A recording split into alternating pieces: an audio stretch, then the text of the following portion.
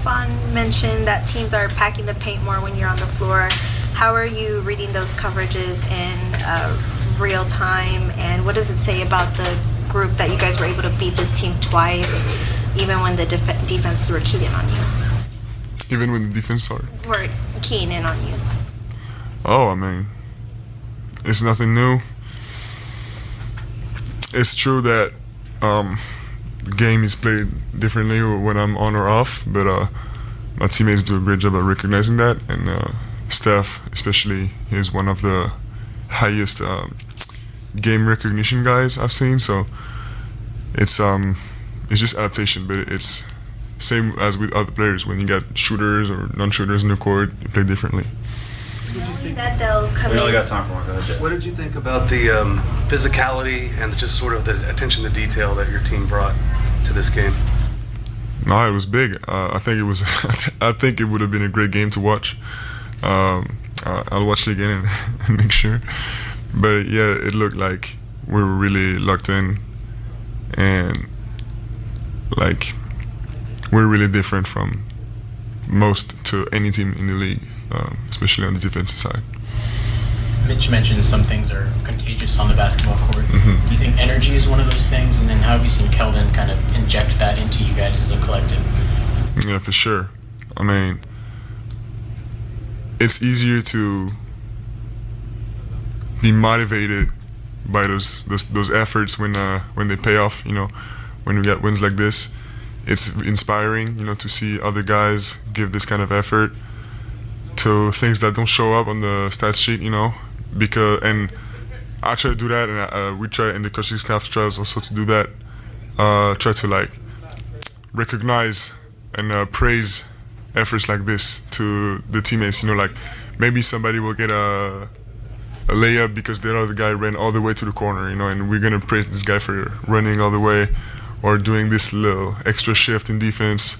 So it's all these little things that don't show up on the stats. HB said he enjoyed your post-game show and said you might have a career in marketing. I might already do, actually. Is the celebration that y'all had, I mean, how would you describe just the vibes around this team right now and everything that you guys are feeling as a group? No, it's great. I mean, on and off the court, we're getting along great.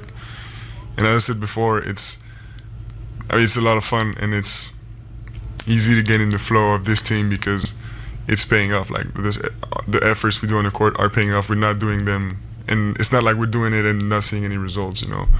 So it's contagious, but we need to make it even more contagious and take pleasure from playing games like this, doing hard things. It's early in the season, and 30 games, not even 30 games, but to beat that team twice, does it tell you a little bit about how close you guys really are to being in that tier? Of course. And it also tells me how much better we are from the beginning of the season. We can still get much better. Still got a few wins before we can catch up on them, but yeah, it means something for sure. Hey Victor, is this? You said it wasn't a rivalry back when we were in Vegas because of what they've done so far, but after what you just said, is it a rivalry yet? And if not, what does it take for you to feel like it is a rivalry? I don't know, and it feels like saying it is a rivalry would be like a weird thing, because it's not something. It's something that builds naturally, but it's I didn't say that it's impossible that it can be in the future. I mean, I hope it will be soon, but we're definitely getting closer. What are you expecting from them 2 days from now on Christmas Day up there? No, I mean they're gonna be locked in, like more than any time before probably. I know it's a resourceful team, but we're gonna be there too. Speaking of expectations, before the season started, you were quoted saying that you might be a top 6 seed team. Mm-hmm. How does that meet your expectations now that you're second in the West and 22-7? I mean, ultimately the goal is the same. Is getting into the playoffs right away, right after 82 games.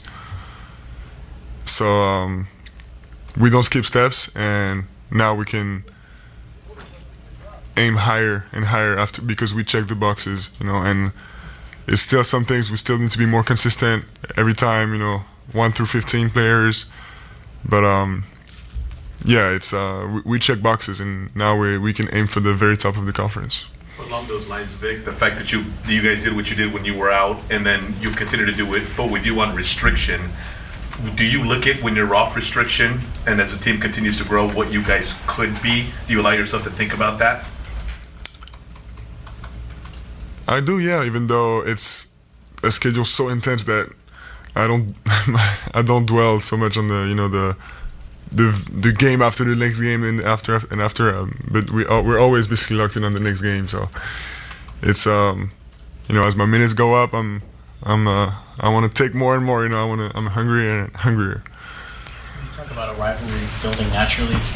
What do you think it might feel like, or at what point do you think you might know that, oh, this is a rivalry? I guess the signs are arena is packed, energy is different, physicality from the first to the 48th minute is up there. It's hard to describe, but you know, it's like when PSG plays Marseille in France. You know, this is a real rivalry. But it's as I said, it's something that's built on years and years. You know, it's not something you can just make up like this. That doesn't take away that it's a good matchup, but you know, it takes a lot. Victor, tu m'excuses si je reviens sur un épisode douloureux, mais je voulais savoir un peu comment se passe justement, où t'en es dans ce processus de deuil du coup.